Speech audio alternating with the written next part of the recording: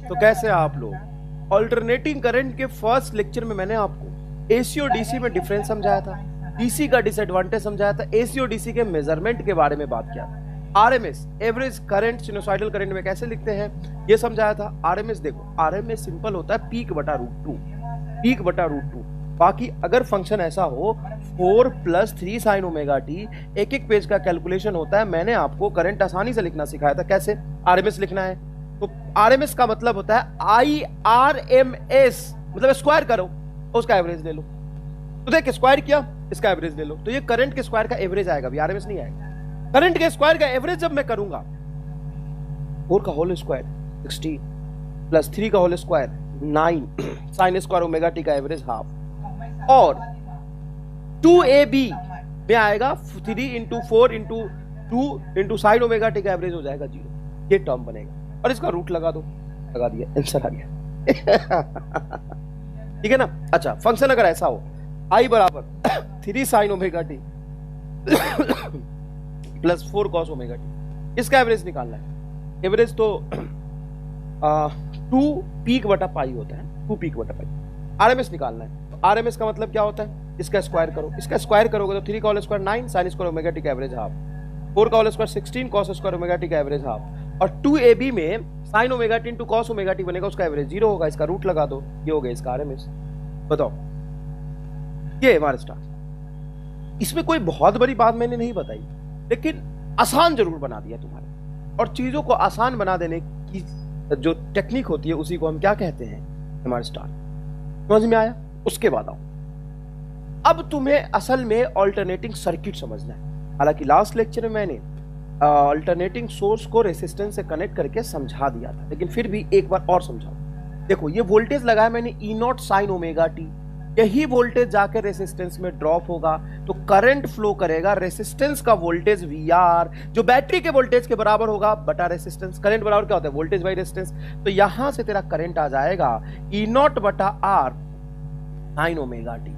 मतलब ये हुआ कि I बराबर आ जाएगा I0। सारी चीजें हम पढ़ चुके हैं, फिर भी रिवाइज करा रहा हूं, इसके पीछे कुछ पर्पस है, रुक जाओ ध्यान से देखो। ये करंट है, ये वोल्टेज है। वोल्टेज का इक्वेशन है E0 sin ओमेगा, करंट का इक्वेशन है I0। अगर मैं यहां पे cos रखता, अगर मैं यहां पे sin ओमेगा टी प्लस π/6 रखता, यहां पे आता I0 sin omega t plus π/6, मतलब current and voltage same phase में है। रेसिस्टेंस से फ्लो करने वाला करंट, सुनिएगा मेरी बात ध्यान से, रेसिस्टेंस से फ्लो करने वाला करंट उधर ही होता है जिधर रेसिस्टेंस से फ्लो करने वाला वोल्टेज होता है। रेसिस्टेंस से फ्लो करने वाला वोल्टेज होता है, ये है इसका फेजर डायग्राम। ये रेसिस्टेंस से फ्लो करने वाला करंट है IR, और रेसिस्टेंस में पोटेंशियल ड्रॉप है VR। Resistance pure resistor, resistor में पोटेंशियल ड्रॉप और रेसिस्टर से फ्लो करने वाला करंट एग्जैक्टली सेम फेज में होता है। ऐसे ये करंट और ये वोल्टेज, जिधर वोल्टेज उधर ही करंट। और ऐसा कहीं फेजर डायग्राम बना हो तो बोलोगे ये फेजर डायग्राम रेसिस्टेंस का ही है, क्योंकि रेसिस्टेंस में ही करंट एंड वोल्टेज दोनों क्या चलते हैं, साथ साथ चलते हैं। समझ में आ गया कि नहीं आ गया? जिधर करंट होगा उधर ही वोल्टेज ड्रॉप होगा। मान लीजिए करंट ये रहा, रेसिस्टेंस से फ्लो होने वाला करंट, वोल्टेज किधर होगा, इधर ही होगा, इधर ही होगा, इधर ही होगा, इधर ही होगा, इधर ही होगा, ये होगा। पीक करंट की वैल्यू यहां से हमने निकाला था, देखो इसको मैंने लिखा था, peak current is equal to होगा E0 बटा R। ये हो गया तेरा power loss. Average power loss क्या होगा, एवरेज पावर लॉस में करंट इंटू वोल्टेज तो लिखेंगे, लेकिन वो कौन सा लिखेंगे हम, RMS वाला लिखेंगे। रीडिंग जब सर्किट का पूछे तो RMS करंट को ही बताता है। हम पीक निकालेंगे, पीक को √2 से भाग दे देंगे, क्या आ जाएगा RMS। ठीक है ना। हमने इस पे 4-5 सवाल भी किए थे, सारी बातें की। नेक्स्ट, इंडक्टर को AC सोर्स से जोड़ दिया। जब मैं इंडक्टर को AC सोर्स से जोड़ा इंडक्टर को AC सोर्स से जोड़ा, यह E0 cos ओमेगा टी, यह इंडक्टर का सेल्फ इंडक्टर। इंडक्टर को चेंज से नफरत है, इसीलिए AC सोर्स से ये नफरत करता है। AC सोर्स से जो करंट फ्लो होने की कोशिश करेगा उसको अपोज करेगा। कैसे, देखिए यहां पे पोटेंशियल ड्रॉप, इंडक्टर के cross potential drop exactly battery के पोटेंशियल ड्रॉप के बराबर होगा। और इंडक्टर का जो पोटेंशियल ड्रॉप होता है LdI/dt होता है, और जब बैटरी का पोटेंशियल क्या होगा, E0 cos ओमेगा टी। अब कुछ रामलाल होंगे, बोलेंगे सर पिछली क्लास में आपने साइन लिखा था, इसमें कॉस लिख दिया। मैंने बोला है साइन या कॉस कुछ भी ले सकते हो, तो रेफरेंस है। करंट कहीं से, वोल्टेज का सोर्स तुम कुछ भी अप्लाई कर सकते हो। कॉस ओमेगा टी कर सकते हो, cos omega T minus pi कर सकते हो, cos omega t plus pi by 3 कर सकते हो, माइनस पाई बाई 3 कर सकते हो, sign omega t plus pi by 6 कर सकते हो, कुछ भी कर सकते हो ना। वोल्टेज ये दिया, ठीक है सर, कुछ कारण होगा इसलिए दिया होगा। अब ध्यान से देखो dt को यहाँ ले जाओ, क्योंकि डायरेक्ट डिवीजन से तो नहीं आएगा, यहाँ पे इंटीग्रेशन करना पड़ेगा। dt को यहाँ ले जाओ तो कॉस ओमेगा टी का इंटीग्रेशन कर देगा, l को नीचे रखो, तो यहाँ से जो तेरा आएगा di बराबर आएगा एप्सिलॉन नॉट बटा l into cos omega T into dt। जब इसका इंटीग्रेशन करोगे दोनों तरफ तो di का इंटीग्रेशन होगा i और इधर हो जाएगा epsilon naught. Cos omega T का इंटीग्रेशन होता है simple sine omega t, cos omega T का इंटीग्रेशन होता है simple sine omega t divided by omega, तो omega t divided by omega, तो ये आ जाएगा ओमेगा एल। यही आपको बोला था इंडक्टिव रिएक्टेंस एक्सएल, एक्सएल की वैल्यू बोला था ओमेगा एल, ये ओम में होता है। एक्सएल जो है वो डायरेक्टली प्रोपोर्शनल टू ओमेगा होगा, या कह सकते हैं फ्रीक्वेंसी होगा, तो ओमेगा को 2 पाई एफ लिख सकते हैं, और XL directly proportional to self inductance. Frequency जैसे जैसे बढ़ाते जाएंगे, इसका आम भाषा में रेसिस्टेंस भी बोल सकते हो, इसका करंट को रोकने की क्षमता रेसिस्टेंस। और अगर आप एसी सोर्स की फ्रीक्वेंसी को इनफाइनाइट कर दोगे तो ये लेट जाएगा, फैल जाएगा, बोलेगा मैं करंट नहीं। समझ में आया कि नहीं आया? चलो ये है तुम्हारा इंडक्टिव रिएक्टेंस और ये एप्सिलॉन नॉट। याद रखिएगा एक्सएल बोला है इसको, तो ये वोल्टेज बटा रेसिस्टेंस हो जाएगा करंट, तो ये करंट आएगा आपका I is equal to I naught sine omega t. अब ध्यान से देखिए, ये जो करंट आया है, ये जो करंट आया है, ये देखिए ये जो करंट आया है वो आया आपका साइन ओमेगा टी के साथ, है ना। कौन से वोल्टेज के लिए? Voltage E is equal to E naught cos omega.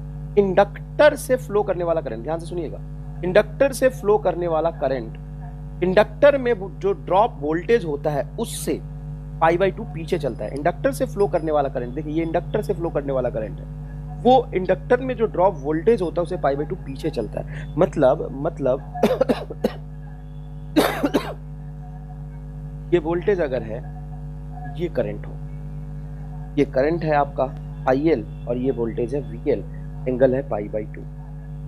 मतलब इंडक्टर से फ्लो करने वाला करंट एग्जैक्टली इंडक्टर में जो ड्रॉप होता है उससे पाई बाई 2 उससे पाई बाई 2 पीछे। बड़ा आसान कहानी है कोई, ठीक है। तो यहाँ पे phase difference voltage and current में क्या हो जाएगा?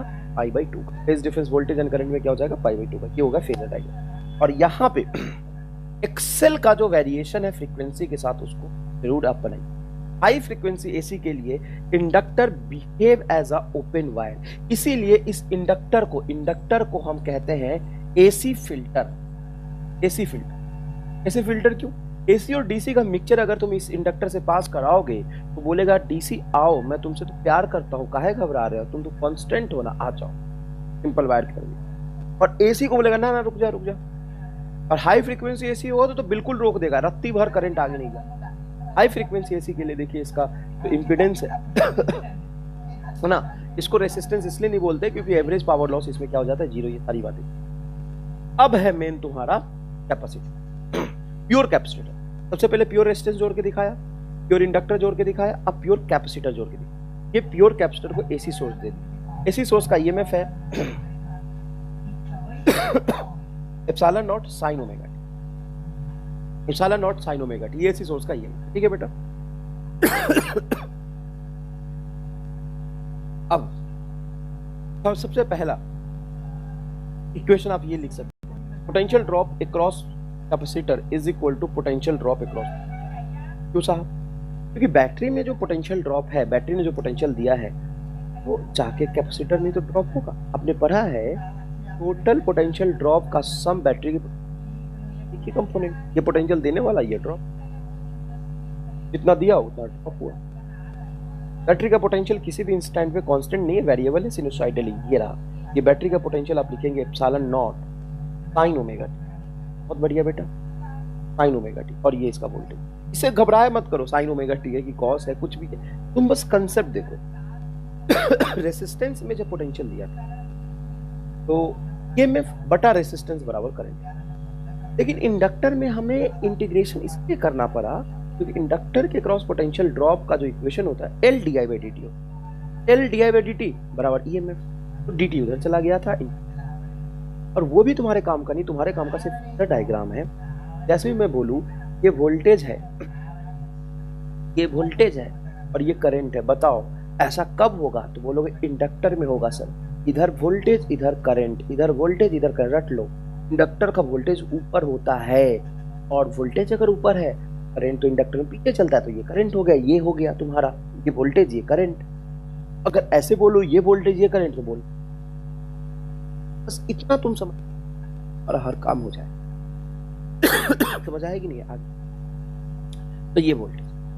अब हमें वोल्टेज तो नहीं, हमें तो सर्किट में करंट निकालना है कि करंट कितना फ्लो कर रहा होगा। और कैपेसिटर को ना चेंज ही पसंद है। कैपेसिटर को अगर कांस्टेंट करंट दोगे तो फटाफट चार्ज हो जाता है, बोलता है ठीक है अब हो गया, मैं बोर हो गया। कांस्टेंट करंट से कैपेसिटर बोर हो जाता है और थोड़ी देर तक फ्लो होने देता है उसको। ऐसा नहीं है क्योंकि मान लो डीसी सोर्स भी लगाओगे तो सर्किट में करंट जीरो से कुछ आई होगा, जब तक जीरो से आई होगा चेंज होता रहेगा ना, कैपेसिटर बोलेगा ठीक है मजा आ रहा है, मजा आ रहा है, उसको चेंज में मजा आता है। जैसे ही कांस्टेंट स्टेडी स्टेट में कांस्टेंट करंट आ जाएगा, कैपेसिटर बोलेगा नहीं अब नहीं, अब बहुत हुआ, अब बोर हो गया मैं, करंट नहीं। अगर उसको एसी तो दोगे और हाई फ्रीक्वेंसी एसी दे दोगे तो उसको बड़ा मजा आता है, चेंज से इनसे बड़ा मजा आता है। ध्यान से देखिए, हमें करंट निकाल, वोल्टेज अगर पता चल जाएगा तो हम करंट नहीं चार्ज निकाल सकते हैं, क्योंकि कैपेसिटर पे जो चार्ज होता है Q होता है C। यहां से Q बराबर C capacitance into potential drop, ये रहा एप्सिलॉन नॉट। इतना आसान है। और rate of change in charge is called current, rate of flow of charge is called current. तो I इज इक्वल टू हो जाएगा सिंपल आपका D। इतना आसान है यार बच्चे। जब मैंने खुद पढ़ा था सबसे मुश्किल चैप्टर मुझे एसी लगता, और जब मैंने पढ़ाना शुरू किया तब भी सबसे मुश्किल चैप्टर मुझे एसी ही लगता था, लेकिन आज मुझे सबसे आसान एसी लगता है। एसी में दो चार चीजें हैं ना अंदर की, वो खींच के बाहर निकाल लो, उसी से सारा सवाल होता है। मैं आपको कराऊंगा धीरे धीरे, मैं आपके लेक्चर में आपको एकदम मोक्ष मिल जाएगा, परम सुख की अनुभूति होगी। बोलेगा ऐसे ये होता है क्या? आओ सवाल भी करके दिखाओ, देखो क्या सिंपल इसका डिफरेंशिएशन। तो डिराइव करके रिजल्ट निकाल रहा हूँ ना मैं, ये सब की जरूरत नहीं पड़ेगी तुम्हें। dq by dt is equal to बताओ c एप्सिलॉन नॉट, तो sin ओमेगा t का डिफरेंशिएशन क्या होगा? cos omega into omega, t का मल्टीप्लायर देखो ओमेगा है तो देखो करंट बराबर ये तो रहा वोल्टेज, एक मिनट, ओमेगा इनटू एप्सिलॉन, ये तो रहा वोल्टेज, ये बीमाहीन है, यूनिटलेस है, ये तो 1 अपॉन रेजिस्टेंस होना चाहिए। हाँ ये जो है ना, ये capacitive reactance 1 upon resistance omega ohm का ही। देखो वोल्टेज बटा रेजिस्टेंस करंट हो, असल में नीचे रेजिस्टेंस बराबर आप लिख सकते हैं 1 अपॉन सी, क्या आएगा? इसको बोलते हैं कैपेसिटिव रिएक्टेंस। रिएक्टेंस क्यों बोलते हैं? इसका लॉजिक बहुत सिंपल है ये रेजिस्टेंस जैसा ही, एसी करंट को अपोज कर रहा है इस फ्रैक्शन से, इस फैक्टर से, लेकिन इसको रिएक्टेंस इसलिए बोलते हैं क्योंकि इससे पावर ड्रॉप नहीं होता, और रेजिस्टेंस कहीं भी होगा तो उसमें पावर ड्रॉप होना चाहिए। समझ आया? अब देखो बेटा, यहाँ पे C इंटू ओमेगा को नीचे लिख सकते हो, लिखेंगे epsilon not sine omega T. बहुत बढ़िया बेटा, साइन ओमेगा टी, और ये इसका वोल्टेज। इसे घबराए मत करो, साइन ओमेगा टी है कि कॉस है, कुछ भी है, तुम बस कंसेप्ट देखो। रेसिस्टेंस में जब पोटेंशियल दिया था तो ईएमएफ बटा रेसिस्टेंस बराबर करंट, लेकिन इंडक्टर में हमें इंटीग्रेशन इसलिए करना पड़ा क्योंकि इंडक्टर के क्रॉस पोटेंशियल ड्रॉप का जो इक्वेशन होता है L di by dt, L di by dt बराबर ईएमएफ, तो dt उधर चला गया था, और वो भी तुम्हारे काम का नहीं, तुम्हारे काम का सिर्फ डायग्राम है। जैसे भी मैं बोलूं ये वोल्टेज है, ये वोल्टेज है और ये करंट है, बताओ ऐसा कब होगा? तो बोलोगे इंडक्टर में होगा सर। इधर वोल्टेज इधर करंट, इधर वोल्टेज इधर करंट, रट लो। इंडक्टर का वोल्टेज ऊपर होता है और वोल्टेज अगर ऊपर है, करंट तो इंडक्टर में पीछे चलता है, तो ये करंट हो गया।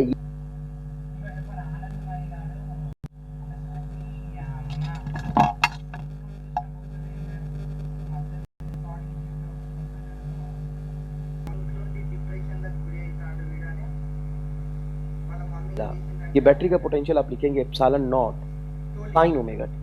बहुत बढ़िया बेटा, साइन ओमेगा टी, और ये इसका वोल्टेज। इसे घबराए मत करो, साइन ओमेगा टी है कि कॉस है, कुछ भी है, तुम बस कंसेप्ट देखो। रेसिस्टेंस में जब पोटेंशियल दिया था तो ईएमएफ बटा रेसिस्टेंस बराबर करंट, लेकिन इंडक्टर में हमें इंटीग्रेशन इसलिए करना पड़ा क्योंकि इंडक्टर के क्रॉस पोटेंशियल ड्रॉप का जो इक्वेशन होता है L D I by D T L D I by D T बराबर ई एम एफ, तो डी टी उधर चला गया था, और वो भी तुम्हारे काम का नहीं, तुम्हारे काम का सिर्फ डायग्राम है। जैसे भी मैं बोलूँ ये वोल्टेज है, ये वोल्टेज है और ये करंट है, बताओ ऐसा कब होगा? तो बोलोगे इंडक्टर में होगा सर, इधर वोल्टेज इधर करंट, इधर वोल्टेज इधर करंट। रट लो, इंडक्टर का वोल्टेज ऊपर होता है, और वोल्टेज अगर ऊपर है, करंट तो इंडक्टर में पीछे चलता है, तो ये करंट हो गया, ये हो गया तुम्हारा, ये वोल्टेज ये करंट। अगर ऐसे बोलो ये वोल्टेज ये करंट, तो बोलो बस इतना तुम समझ और हर काम हो जाए। समझ आएगी नहीं आज? तो ये वोल्टेज, अब हमें वोल्टेज तो नहीं, हमें तो सर्किट में करंट निकालना है कि करंट कितना फ्लो कर रहा होगा। और कैपेसिटर को ना चेंज ही पसंद है। कैपेसिटर को अगर कांस्टेंट करंट दोगे तो फटाफट चार्ज हो जाता है, बोलता है ठीक है अब हो गया, मैं बोर हो गया। कांस्टेंट करंट से कैपेसिटर बोर हो जाता है और थोड़ी देर तक फ्लो होने देता है उसको। ऐसा नहीं है कि क्योंकि मान लो डीसी सोर्स भी लगाओगे तो सर्किट में करंट जीरो से कुछ आई होगा, जब तक जीरो से आई होगा चेंज होता रहेगा ना, कैपेसिटर बोलेगा ठीक है मजा आ रहा है, मजा आ रहा है, उसको चेंज में मजा आता है। जैसे ही कांस्टेंट स्टेडी स्टेट में कांस्टेंट करंट आ जाएगा, कैपेसिटर बोलेगा नहीं अब नहीं, अब बहुत हुआ, अब बोर हो गया मैं, करंट नहीं। अगर उसको एसी तो दोगे और हाई फ्रीक्वेंसी एसी दे दोगे तो उसको बड़ा मजा आता है, चेंज से, इनसे बड़ा मजा आता है। ध्यान से देखिए, हमें करंट निकाल, वोल्टेज अगर पता चल जाएगा तो हम करंट नहीं चार्ज निकाल सकते हैं, क्योंकि कैपेसिटर पे जो चार्ज होता है Q होता है, यहाँ से Q बराबर C capacitance in potential drop, ये रहा सालन नॉट। इतना आसान है। और rate of change in charge is called current, rate of flow of charge is called current. I is equal to हो जाएगा सिंपल आपका D। इतना आसान है बच्चे। जब मैंने खुद पढ़ा था सबसे मुश्किल चैप्टर मुझे एसी लगता, और जब मैंने पढ़ाना शुरू किया तब भी सबसे मुश्किल चैप्टर मुझे एसी ही लगता था, लेकिन आज मुझे सबसे आसान एसी लगता है। एसी में दो चार चीजें हैं ना अंदर की, वो खींच के बाहर निकाल लो, उसी से सारा सवाल होता है। मैं आपको कराऊंगा धीरे धीरे, मैं आपके लेक्चर में आपको एकदम मोक्ष मिल जाएगा, परम सुख की अनुभूति होगी। बोलेगा ऐसे ही होता है क्या?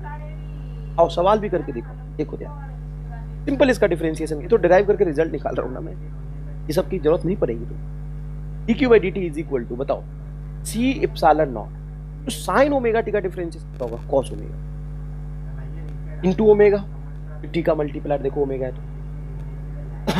तो करंट बराबर ये तो रहा वोल्टेज, एक मिनट, ओमेगा इनटू एप्सिलॉन, ये तो रहा वोल्टेज, ये बीमाहीन है, यूनिटलेस है, ये तो 1 अपॉन रेजिस्टेंस होना चाहिए। हाँ ये जो है ना, ये capacitive reactance 1 upon resistance omega ohm का ही।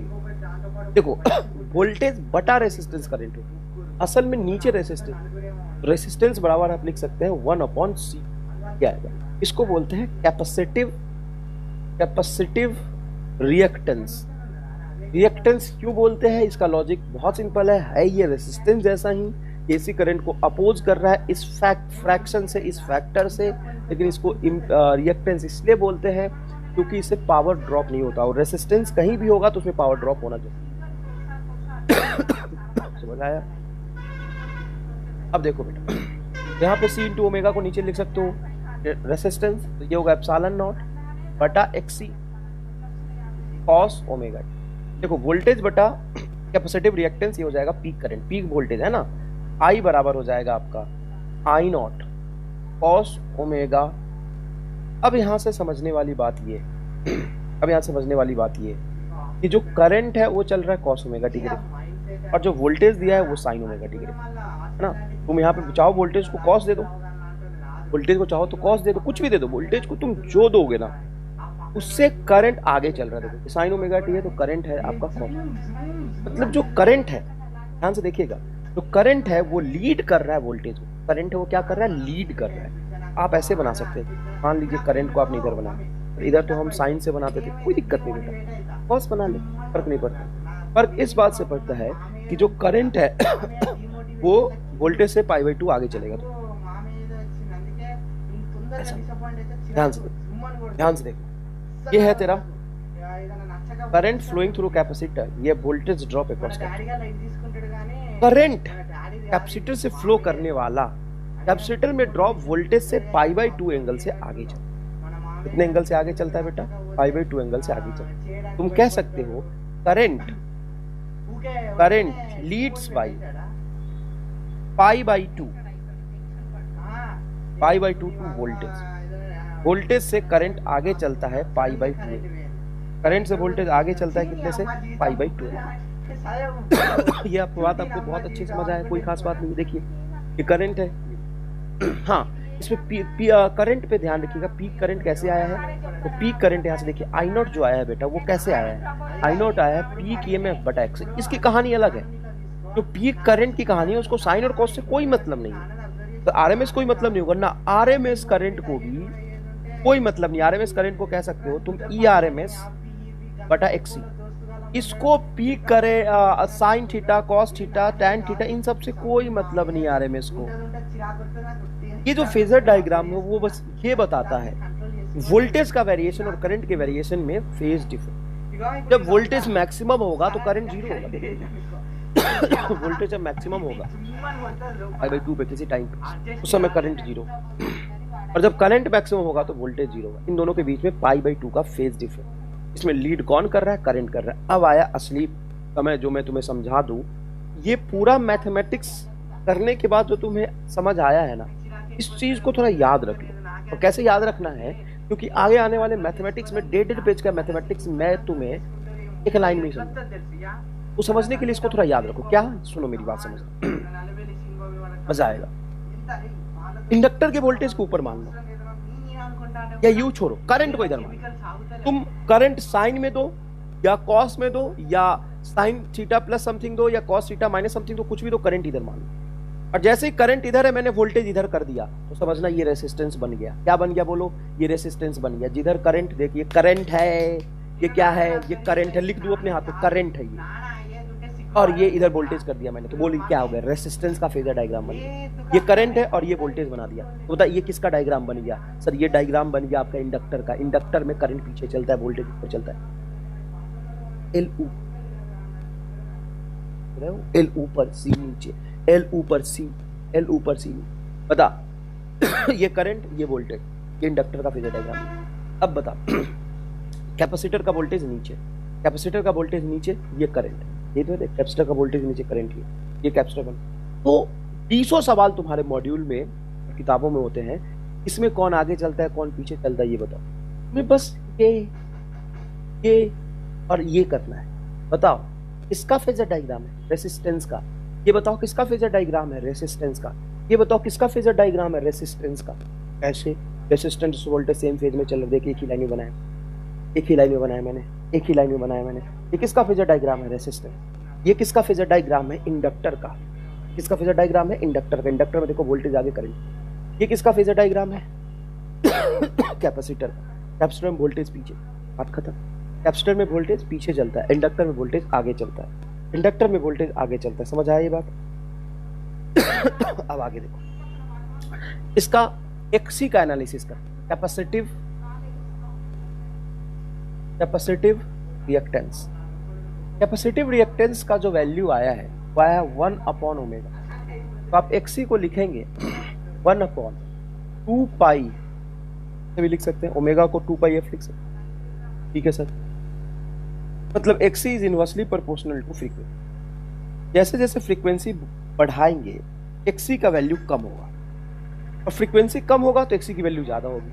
मतलब लो फ्रीक्वेंसी एसी के लिए ज्यादा इंपीडेंस देगा और हाई फ्रीक्वेंसी एसी के लिए इंपीडेंस कम देगा। अगर इसका ग्राफ बनाएंगे तो एग्जैक्टली रेक्टेंगुलर हाइपरबोला। जितना ज्यादा हाई फ्रीक्वेंसी, जितना ज्यादा चेंज हो, कैपेसिटर कहता है ओहो अच्छा लग रहा है मुझे, आओ ना करंट आओ, कोई अपोज नहीं। चेंज अगर कम हो तो ये करंट को आधा रेसिस्टेंस, एक तरह का resistance. X C is also inversely proportional to capacity. जितनी इसकी कैपेसिटी होती है उतना ये कम रेसिस्टेंस ऑफर, और जितनी इसकी कैपेसिटी ज्यादा होती है रेसिस्टेंस कम ऑफर करता है। कैपेसिटी ज्यादा रेसिस्टेंस कम, और कैपेसिटेंस कम रेसिस्टेंस ज्यादा। एक्सी और सी रेक्टेंगुलर हाइपरबोला। एक्सी का ग्राफ कैसा बनेगा, रेक्टेंगुलर हाइपरबोला। ये है आपका एक्सी, वो कहता है कैपेसिटिव रिएक्टेंस। इसका यूनिट ओम ही होता है, 1/पाई एफ इंटू ओम ही। ये एग्जैक्टली वैरी कर रहा है उल्टा एक्सेल से। एक्सेल होता है आपका 2πfl, और देखो ये कितना सिमेट्रिक है, ये फ्रीक्वेंसी के प्रोपोर्शनल और एल के भी प्रोपोर्शनल, ये फ्रीक्वेंसी के इनवर्सली प्रोपोर्शनल और सी के भी इनवर्सली प्रोपोर्शनल, नीचे ही आ रहा है दोनों, इसमें दोनों में सामने आ रहा है। यहाँ पे देखिए एक्सेल और फ्रीक्वेंसी डायरेक्टली प्रोपोर्शनल है कि नहीं है। ये आपका इंडक्टिव रिएक्टेंस है और ये आपका कैपेसिटिव। नेक्स्ट देखिए ग्राफिकल एनालिसिस।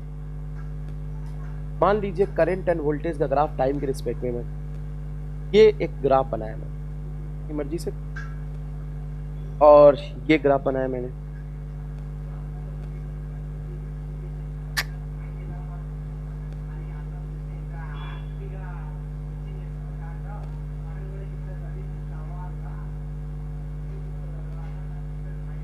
बढ़िया ग्राफ बना। ये आपका करंट येलो कलर से मैंने बनाया करंट, और ये बनाया वो। तो आपको ये ग्राफ देख के बताना है इस तरह के कंपोनेंट के लिए, इंडक्टर, रेसिस्टर, कैपेसिटर के लिए ऐसा ग्राफ बने। तो बोलोगे कि ये कैपेसिटर के लिए, for capacitor voltage is lagging मतलब पीछे छूटना, लैगिंग बाई करंट से पीछे चलता है वोल्टेज साइन के फंक्शन में बनाया मैंने। देखो वोल्टेज किसके फंक्शन में बना, साइन के फंक्शन, रेड कलर को वोल्टेज बोला, और करंट देखो कॉस में बना, आगे चल रहा है। अच्छा इसी को मैं ऐसे भी बना सकता हूँ, कोई बुराई नहीं है इसमें, कोई बुराई नहीं, इसको मैं ऐसे भी बना सकता हूँ इसको मैं बोल देता हूँ वोल्टेज, है ना, इसको मैं बोल देता हूँ सॉरी करंट, इसको मैं बोल देता हूँ करंट, और इसको मैं बोल देता हूँ वोल्टेज, इसको मैं बोल देता हूँ। तो ये किसके लिए ग्राफ बनाया, ये किसके लिए ग्राफ बनाया। तो बच्चे ऐसे जिग जैग ग्राफ देख के एकदम हताश हो जाते हैं कि सर ये नहीं आया समझ। अरे बहुत आसान है, तुम रेफरेंस पॉइंट t = 0 और जो जितना ऊपर है वो आगे चल रहा है, ये आगे चल रहा है, ये किसका ग्राफ है, करंट आगे चल रहा है, ये किसका ग्राफ है, वोल्टेज पीछे चल रहा है, कैपेसिटर में ही ऐसा ग्राफ संभव, इतना ईजी है। देखो करो बेटा, देखो तुम्हें कैपेसिटिव रिएक्टेंस समझ आया, ये पूरी कहानी समझ आई, आगे चलो आगे क्या समझोगे, बोलो आगे क्या समझोगे पावर लॉस इन कैपेसिटर में पावर लॉस, कैपेसिटर में जो पावर लॉस होगा सिंपल होगा IRMS इंटू VRMS, या सिंपल सॉरी I इंटू ये कैपेसिटर का करंट और कैपेसिटर। अब बताओ कैपेसिटर का करंट को अगर मैं अपनी मर्जी से कुछ भी लिख सकता हूँ, देखो cos ओमेगा t लिख सकता हूँ, मुझे पता है मैं कुछ भी लिख सकता हूँ, करंट को cos ओमेगा t लिख, पक्की बात है जो साइन वोल्टेज होगा वो होगा V0, मतलब जो वोल्टेज है वो करंट से π/2। अब मुझे एवरेज पावर देखना है, एवरेज के लिए आप यहाँ पे एक काम करेंगे कि I0 को और V0 को बाहर रख लेंगे, इसका एवरेज निकाल, cos omega t into sine omega t का एवरेज क्या होगा, cos omega t into sine omega t का एवरेज हो जाए। मैंने रेसिस्टेंस, इंडक्टर, कैपेसिटर तीनों का पावर का एनालिसिस अलग अलग किया है। अब मैं एक ही लाइन में पावर का एनालिसिस एक बार और करूंगा, जनरल ऐसी सर, पहले ये अच्छे समझिए ये जीरो, एवरेज पावर क्या हो जाएगा, इसीलिए हम यहाँ पे कैपेसिटर लगा रहता है, only capacitive circuit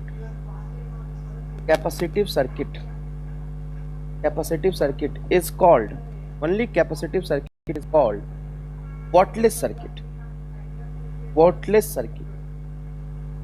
only capacitive circuit is called wattless circuit. क्यों वॉटलेस सर्किट, क्योंकि इसमें एवरेज पावर लॉस क्या हो जाता है जी, एसी की वजह से जो एवरेज पावर लॉस हो जाता है।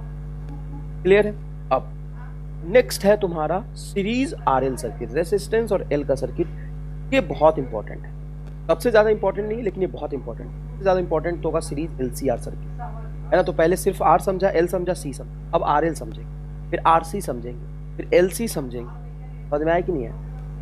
तो ये इंपॉर्टेंट इसलिए है, इसका एग्जाम्पल है क्वाइल। जब भी तुमसे बोले ना कि क्वाइल कनेक्ट किया, coil is example of RL circuit, याद रखना है। क्वाइल मतलब कोई भी चीज को, क्वाइल को ऐसे घुमा घुमा के बनाएंगे किसी तार से, उसका तो इंडक्टर जैसा बन जाएगा, लेकिन जिस तार से बनाया है प्रैक्टिकली सोचो तो तार का कुछ रेसिस्टेंस भी होगा। तो क्वाइल प्रैक्टिकली क्या होता है, RL सर्किट का एग्जाम्पल, RL सर्किट। अब यहाँ पे जो इंपॉर्टेंट बात है समझना है, समझो कि ये सीरीज में कनेक्टेड है, और वोल्टेज जो दिया है, मान लो वोल्टेज दिया ई नॉट साइन ओमेगा। वोल्टेज क्या दिया मैंने? ई नॉट साइन ओमेगा।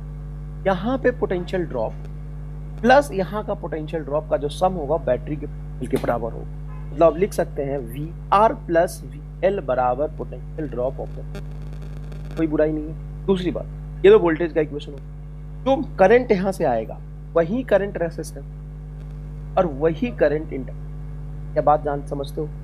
जो करंट यहाँ से आएगा रेसिस्टर में, वही करंट कैपेसिटर में जाएगा, वही करंट इंडक्टर में जाएगा। मतलब इन सीरीज कॉम्बिनेशन आप जानते हैं करंट फ्लोइंग थ्रू रेसिस्टर बराबर करंट फ्लोइंग थ्रू इंडक्टर बराबर मेन, ये करंट सेम ही होगा। मतलब करंट जो इससे फ्लो कर रहा है, जो इससे फ्लो कर रहा है, वो एक ही करंट है। सीरीज कॉम्बिनेशन में करंट सेम जाता है। हाँ, तो हमें किसका इक्वेशन लिखना पड़ेगा? वोल्टेज का।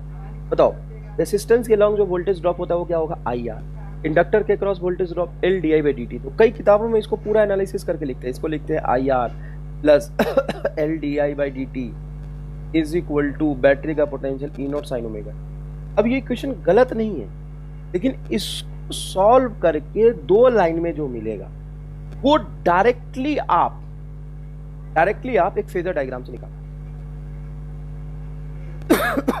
डायरेक्टली आप फेजर डायग्राम से निकाल सकते हैं। इसको 2 पेज में सॉल्व करके जो आंसर आएगा, जो इस सर्किट का इंपीडेंस आएगा, इंपीडेंस मतलब इसका जो नेट रेसिस्टेंस आएगा उसको हम इंपीडेंस कहते हैं। जो इंपीडेंस आएगा, जो पोटेंशियल ड्रॉप एग्जैक्ट आएगा, उसको एक फेजर डायग्राम से एक ही लाइन में समझ सकते हैं, जो 2 पेज में सॉल्व करके।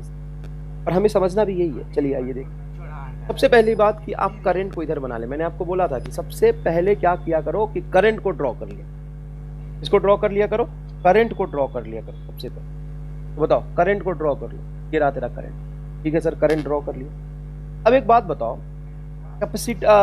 रेसिस्टर की बात करोगे तो रेसिस्टर में जिधर रेसिस्टर से करंट फ्लो करता है, रेसिस्टर में पोटेंशियल ड्रॉप उसी लाइन में हो। मतलब ये रेसिस्टर का पोटेंशियल, सही बात है, एकदम सही बात है, ये रेसिस्टर का पोटेंशियल ड्रॉप। और वही करंट इसमें गया, मतलब यही करंट इंडक्टर का है। इंडक्टर से करंट जो फ्लो करता है उसकी वजह से जो पोटेंशियल ड्रॉप होगा इंडक्टर में, वो पोटेंशियल ड्रॉप इंडक्टर का इंडक्टर के करंट से π/2 आगे चलता है। मतलब ये होगा तेरा पोटेंशियल, इंडक्टर का पोटेंशियल ड्रॉप इंडक्टर के करंट से।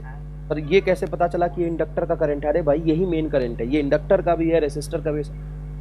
ये आसान हुआ ना, पैरेलल में कुछ तो आसानी होगी। यहाँ पे क्या आसान बात, दोनों में करंट सेम जा रहा है। और जिधर रेसिस्टर का करंट होगा उधर ही रेसिस्टर में पोटेंशियल ड्रॉप होगा, और जिधर इंडक्टर का करंट होगा, सबका करंट यही है, उससे 90 डिग्री आगे इंडक्टर का पोटेंशियल। मतलब तुम ये कह सकते हो कि VL और VC में फेज डिफरेंस है π/2 का। फेज डिफरेंस मतलब एंगल का difference VL and VR is 90 degree. VL और VR में जो फेज डिफरेंस है वो है आपका 90 डिग्री π/2। अब अगर इसको तुम्हें जोड़ना हो, अब ये नहीं कह सकते ये वेक्टर है, मैं नहीं कह रहा कि वेक्टर है, ये वेक्टर की तरह ट्रीट कर रहा है, ऐसा भी नहीं कर रहा। ऐसा सवाल पूछते हैं कि is VL VR and current and voltage in AC circuit behave as a vector? नहीं, ये वेक्टर ट्रायंगल वेक्टर की तरह बिहेव नहीं कर रहा, वेक्टर है भी नहीं। लेकिन एक चल रहा है साइन के साथ, एक चल रहा है कॉस के साथ, दोनों फेज डिफरेंस तो आ रहा है ना। जब आप ऐड करोगे, सुनो, ऐड करोगे तो π/2 के फेज डिफरेंस के साथ इसको, तो नेट वोल्टेज की अगर बात होगी, तुम कहोगे कि कैपेसिटर रेसिस्टर के पोटेंशियल ड्रॉप और इंडक्टर के पोटेंशियल ड्रॉप का जो सम होगा, रेसिस्टर का पोटेंशियल ड्रॉप इंडक्टर के पोटेंशियल ड्रॉप का जो नेट सम होगा, वो इन दोनों के बीच में हो सकता है। अगर VR ज्यादा तो VR की तरफ झुकेगा, VL ज्यादा तो VR की तरफ जाएगा, लेकिन होगा इनके बीच में ये नेट पोटेंशियल। नेट पोटेंशियल मतलब पोटेंशियल ऑफ द बैटरी। हाँ, क्योंकि देखो सिंपल सम नहीं हुआ है, लेकिन हुआ तो सम ही है ना, 90 डिग्री पे हुआ है ना। देख मेरी बात, ये करंट, ये रेसिस्टर का वोल्टेज, ये करंट, ये इंडक्टर का वोल्टेज, ये रेसिस्टर का वोल्टेज, ये इंडक्टर का वोल्टेज, ये रेसिस्टर का वोल्टेज, ये इंडक्टर का वोल्टेज, तो नेट वोल्टेज क्या आएगा दोनों का सम, और नेट करंट ये है। तो ये नेट वोल्टेज और ये नेट करंट, इन दोनों के बीच में जो फेज डिफरेंस होता है, इसी को कहते हैं हम फाई, जो कि रेसिस्टेंस में होता है 0 डिग्री, इंडक्टर में होता है करंट एंड वोल्टेज में 90 डिग्री, कैपेसिटर में भी होता है 90 डिग्री, वोल्टेज पीछे चलता है बस।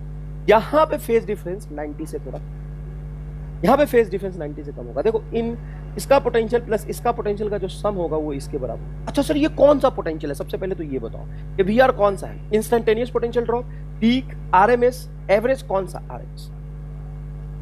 ये कई किताबों में नहीं लिखते हैं, जिससे बच्चा कंफ्यूज हो जाता है। ये आरएमएस पोटेंशियल ड्रॉप, जब कुछ भी ना लिखा हो तो आप उसको आरएमएस ही समझो। और किसी इंस्टेंट पे पोटेंशियल लेके क्या करोगे? किसी इंस्टेंट पे पोटेंशियल ड्रॉप का सम तो ये वैलिड होगा, ये इंस्टेंटेनियस के लिए तो ये लिख सकते हैं, पीक के लिए नहीं लिख सकते। क्या मैं पीक के लिए ऐसे लिख सकता हूं? Peak potential drop across resistance लिख देता हूं, plus peak potential drop across inductor बराबर बैटरी का पीक पोटेंशियल। गलत है। क्यों गलत है? क्योंकि जब इसका पीक आएगा इसका पीक होगा ही नहीं। तुम देखो यहां का पोटेंशियल ड्रॉप प्लस यहां का पोटेंशियल बराबर बैटरी का पोटेंशियल, इंस्टेंटेनियस के लिए सही, जितना यहां पे होगा उतना यहां पे होगा, इसी इंस्टेंट पे लिखना सही है। लेकिन सवाल इंस्टेंटेनियस में पूछते ही नहीं है, सवाल तो पीक पे पूछे। और इसका पीक और इसका पीक एक ही टाइम पे नहीं है। अगर मान लो करंट तुमने माना है साइन, मान लो, एक एग्जांपल बोल रहा हूं बस, मान लो करंट अगर साइन में तो रेजिस्टर का वोल्टेज भी साइन में है, लेकिन इंडक्टर का वोल्टेज कॉस में है, तो इसका पीक और इसका पीक एक साथ नहीं आएगा। मतलब इसका आरएमएस और इसका आरएमएस का वैल्यू एक साथ नहीं आएगा। तो इसके आरएमएस प्लस इसका आरएमएस बराबर बैटरी का आरएमएस आप नहीं लिख सकते। मैं अभी सवाल सॉल्व करके भी दिखाऊं, अजीब गरीब हो जाए। हाँ, इंस्टेंटेनियस के लिए लिख सकते हो। इस इंस्टेंट पे यहाँ पे पोटेंशियल ड्रॉप, यहाँ पे पोटेंशियल ड्रॉप बराबर इसके पोटेंशियल ड्रॉप के बराबर होगा, तभी तो ये इक्वेशन इंस्टेंटेनियस के लिए सही है। लेकिन पीक के लिए और आरएमएस के लिए क्या हो जाएगा? ये गलत हो जाएगा। बस यहाँ पे आके बच्चा लेट जाता है, बोलता है सर नहीं आ रहा। सुन मेरी बात सुन, आ रहा है, मैं बताऊंगा आ रहा है। किसी इंस्टेंट पे पोटेंशियल ड्रॉप होगा, तो इसको सॉल्व करके आए, किसी टाइम को रखोगे तो ये पोटेंशियल ड्रॉप है, यहाँ का पोटेंशियल प्लस यहाँ का पोटेंशियल,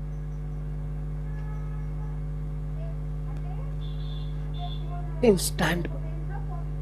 लेकिन एक इंस्टेंट पे जो है वो अगले इंस्टेंट पे नहीं, वो अगले इंस्टेंट पे नहीं, वो अगले इंस्टेंट पे नहीं। एक सवाल इसी में, हाँ कंसेप्चुअली ये पूछ, सवाल किसका बेटा?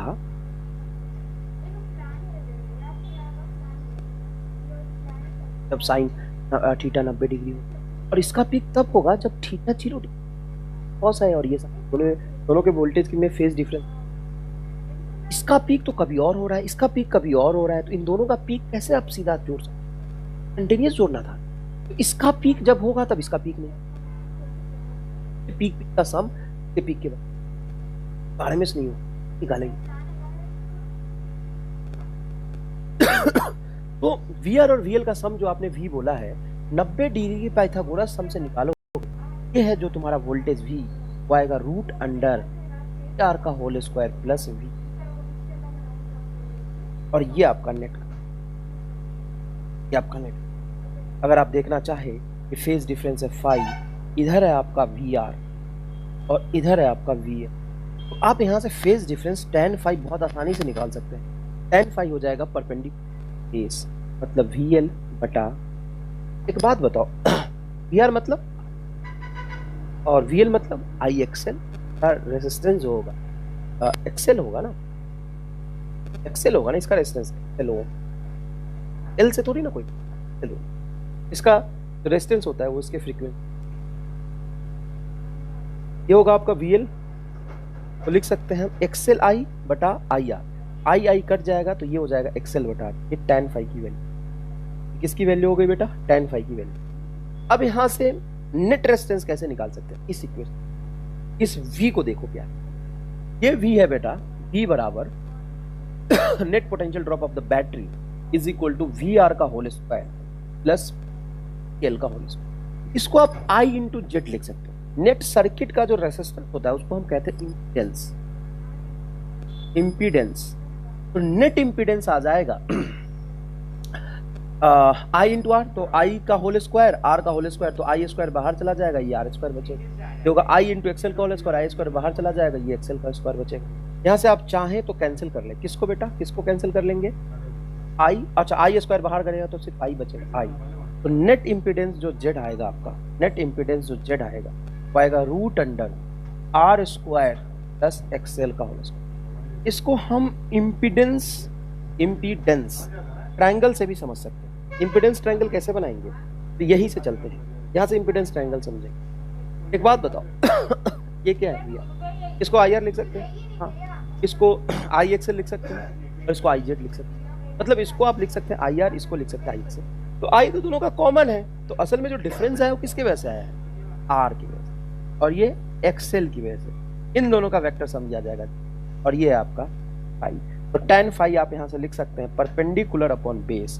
परपेंडिकुलर बोलो क्या होगा, परपेंडिकुलर होगा तुम्हारा एक्सएल, यही है ना परपेंडिकुलर ट्रायंगल देखना, तो परपेंडिकुलर होगा आपका एक्सएल बटा आर। अच्छा कॉस फाई अगर निकालना हो तो कॉस फाई क्या हो जाएगा, मतलब ऐसे ही खेल रहा हूँ, साइन फाई भी निकाल लेना। फिर कॉस फाई होगा बेस अपॉन हाइपोटेन्यूज, मतलब आर बटा जेड। कॉस फाई इंपॉर्टेंट है, इसीलिए यहाँ पे मैंने कॉस फाई ऐसे निकाला।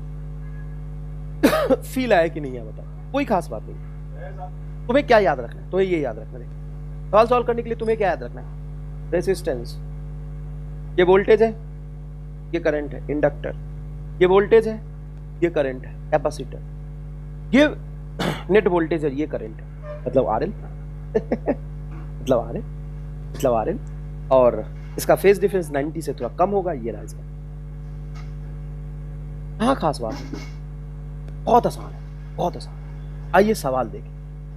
अब ये सवाल समझिए, मैं अगर डायरेक्ट लिख देता हूं तो आपको याद है ना कि आरएमएस होता है, डायरेक्ट लिख देता हूं तो क्या होता है आरएमएस। आरएमएस वोल्टेज और फ्रीक्वेंसी दिया, यहाँ पे पोटेंशियल ड्रॉप हो गया 40 वोल्ट, इंडक्टर के क्रॉस पोटेंशियल।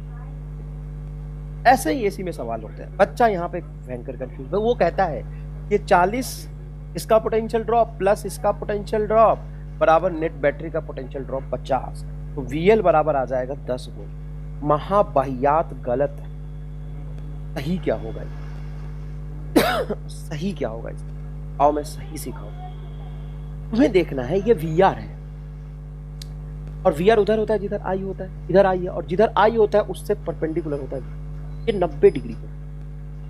तो इन दोनों का जब सम करोगे तो ये फेज डिफरेंस 90 डिग्री लेके करना, तो VR का होल स्क्वायर प्लस VL का होल स्क्वायर बराबर नेट पोटेंशियल का होल स्क्वायर।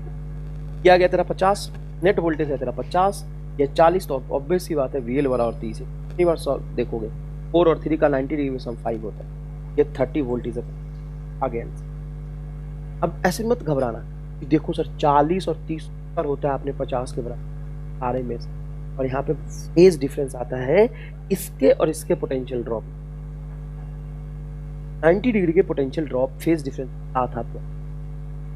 हाँ इसलिए तो देखो ये 3 और ये 4 का सम 90 डिग्री हो, ये मुसीबत। बस यहीं पे एसी खत्म, अगर इसको समझ गया तो एसी। और ये कौन सा वोल्टेज लिखा हो, आरएमएस, तो कुछ ना लिखा हो, सिंपल वोल्टेज दिया हो, करंट दिया हो, ना बताया गया हो कौन सा है, आरएमएस। आरएमएस ही ये साइन के साथ लिखता तो पी, सिंपल लिखा है तो यार आरएमएस।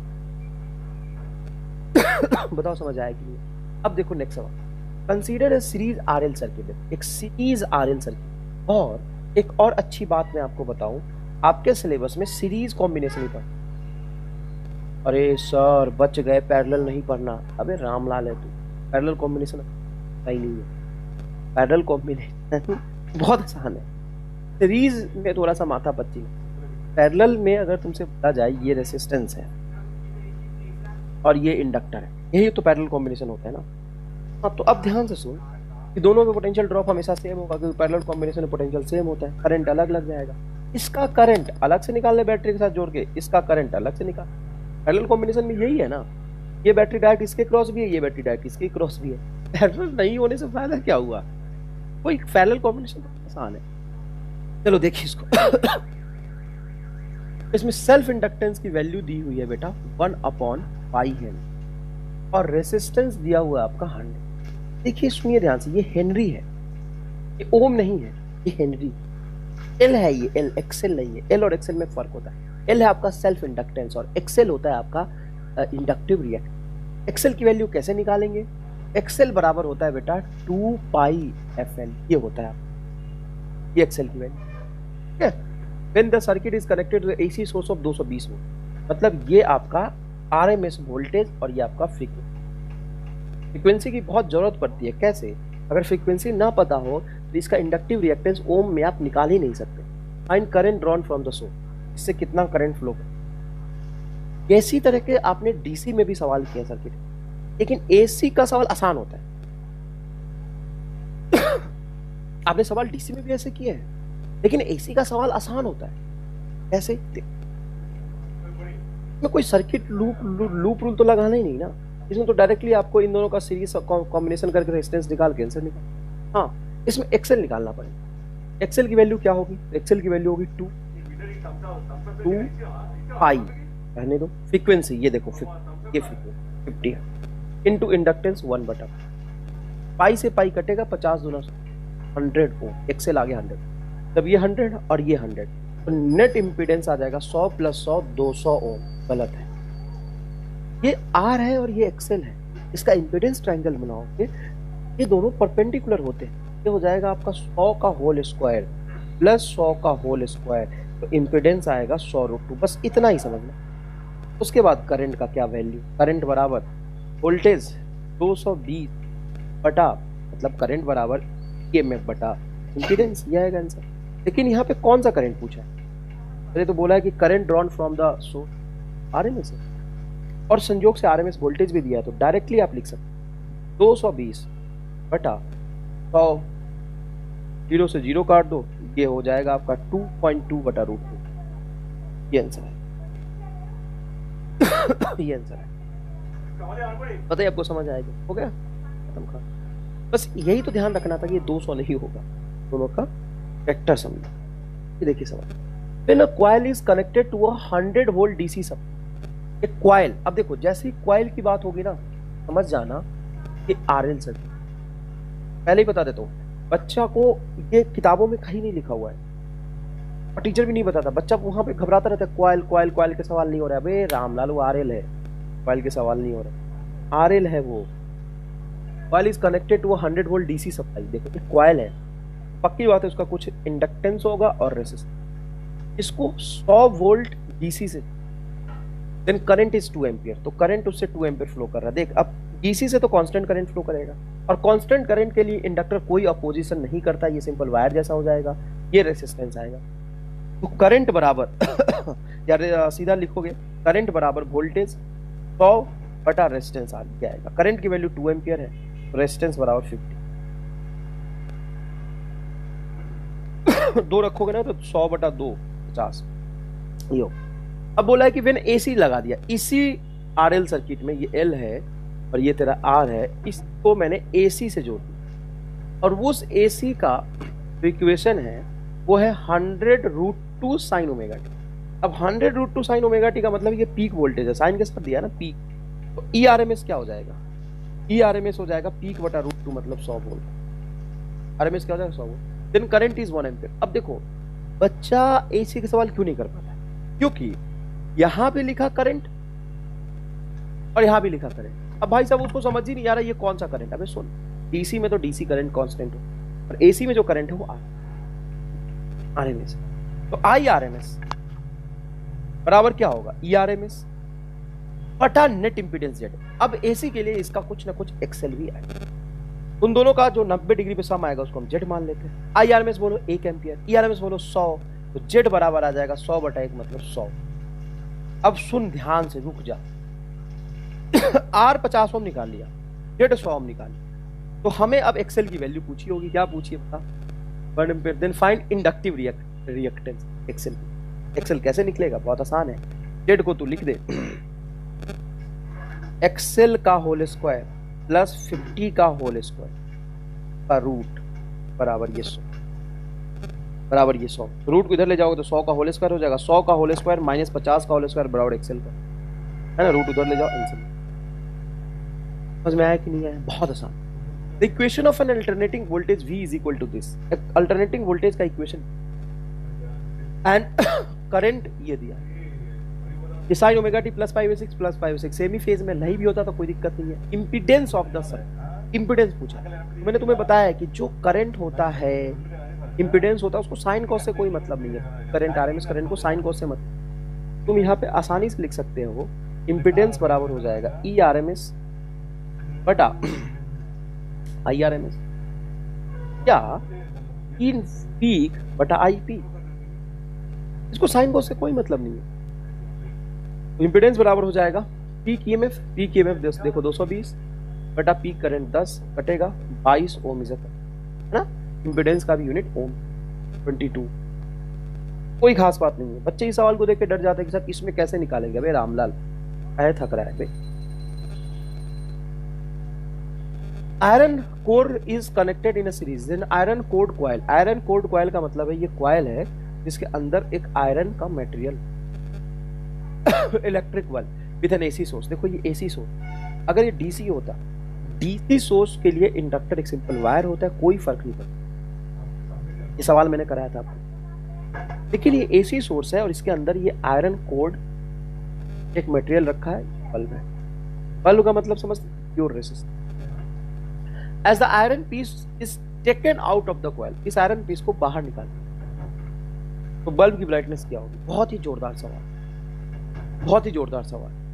ठीक है, एक काम करते हैं, इसको होमवर्क दे दे। मतलब अभी होमवर्क मतलब अभी घर पे ही तो बैठा है बे, अभी सॉल्व कर, अभी सॉल्व कर और मुझे बताना टेलीग्राम में तूने सही किया था या गलत किया।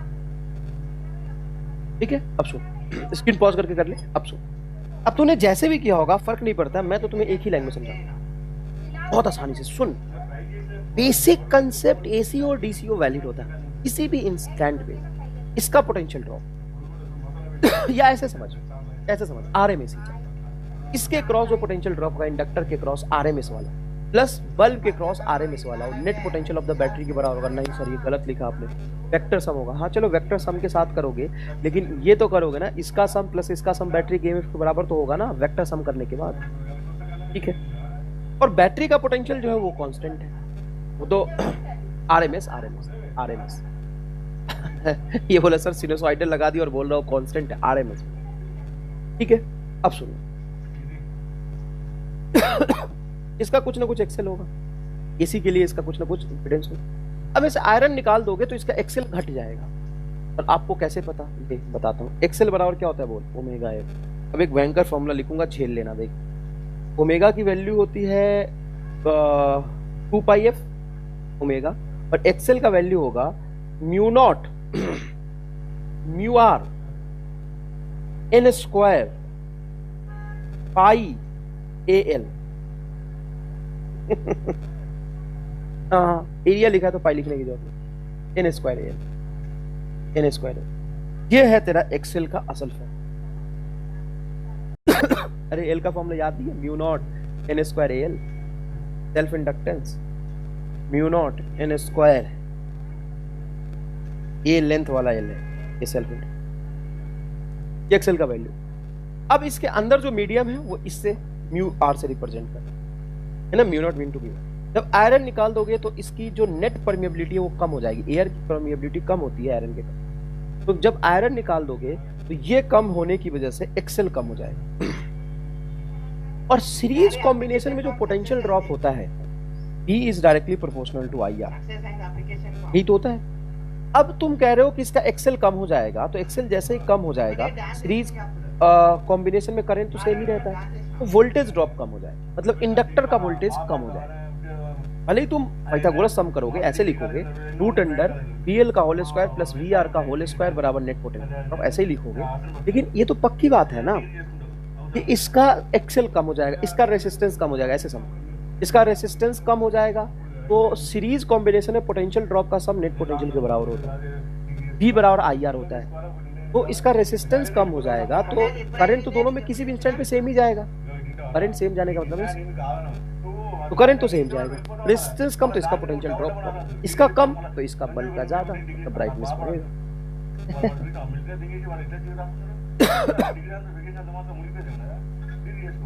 Brightness will increase.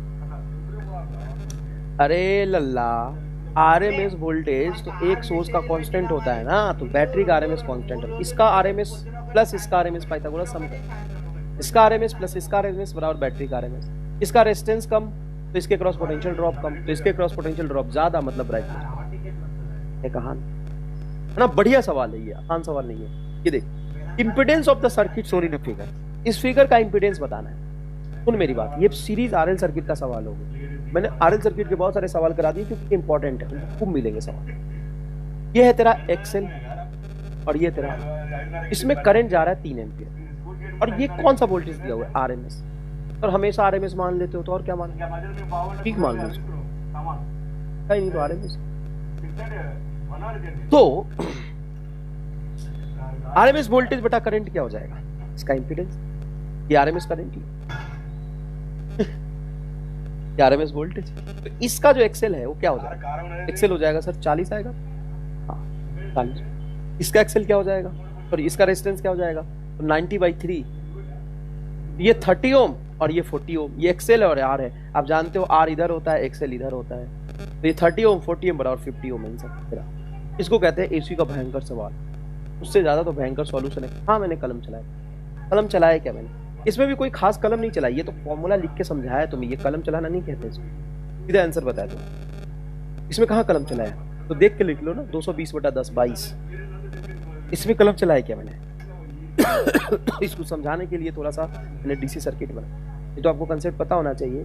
DC circuit में इंडक्टर का कोई रोल होता है। सीधा हो जाएगा वोल्टेज 100, करंट 2, 100/2 बराबर are.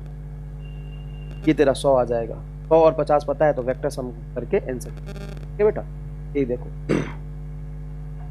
Power loss in AC circuit. अब आएगा तुम्हें असली मोक्ष। ये टॉपिक कहीं किताबों में या देखोगे 1.5 पेज में डेरिवेशन करके समझाते हैं कि एसी सर्किट में पावर लॉस क्या आता है और कैसे आता है। मैं आपको बहुत ही आसान तरीके, मान लो कि ये है वोल्टेज, आपने इधर वोल्टेज मान लिया, किसका है? ये जनरल एसी सर्किट का वोल्टेज कोई भी हो सकता है। आरएल हो सकता है, आरसी हो सकता है, एलसीआर हो सकता है, एलसी हो सकता है, एलआर हो सकता है, आरसी हो सकता है, प्योर एल प्योर सी कुछ भी हो सकता है या सीरीज एलसीआर हो सकता है। ये इधर वोल्टेज और इधर करंट है, जनरलाइज मैंने माना। ये कौन सा करंट है? जब कुछ न लिखा हो बेटा रामलाल, मैं आपको 1000 बार बोल चुका हूं, गलती मत करना। ये आरएमएस वोल्टेज और ये आरएमएस, और इन दोनों के बीच में फेज डिफरेंस है 5 का। इन दोनों के बीच है। अब अगर मैं देखूं तो करंट और वोल्टेज सेम फेज में।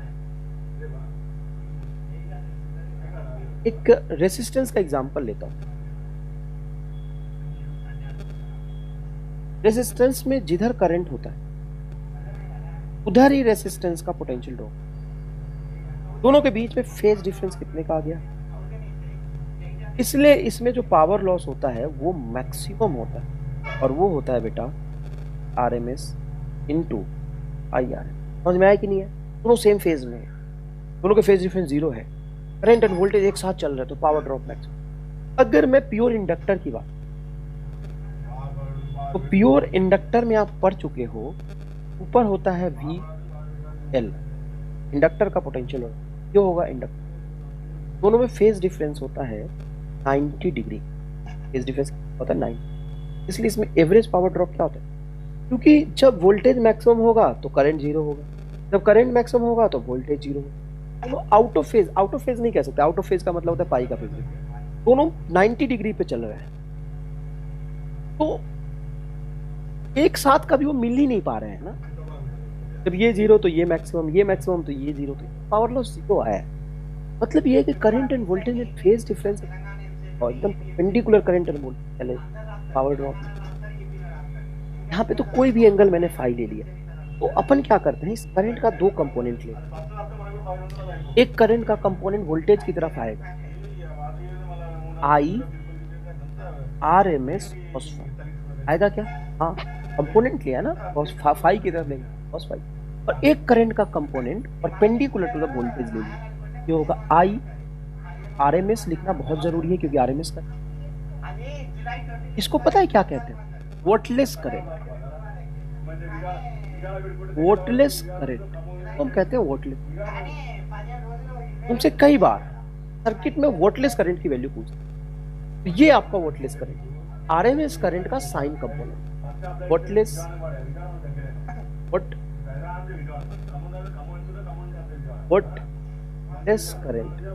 वोल्टलेस करंट होता है आई आरएमएस इंटू साइन फाई। और जो पावर ड्रॉप होगा, बताओ तो पावर ड्रॉप इसमें क्या लिखते थे आप? V R M S into I R M S. इसमें क्या लिखते थे? 0। असल में क्या होता है, वोल्टेज और करंट का पैरेलल कंपोनेंट पावर ड्रॉप, इन दोनों तो एवरेज पावर ड्रॉप हो जाएगा ये RMS इंटू IRMS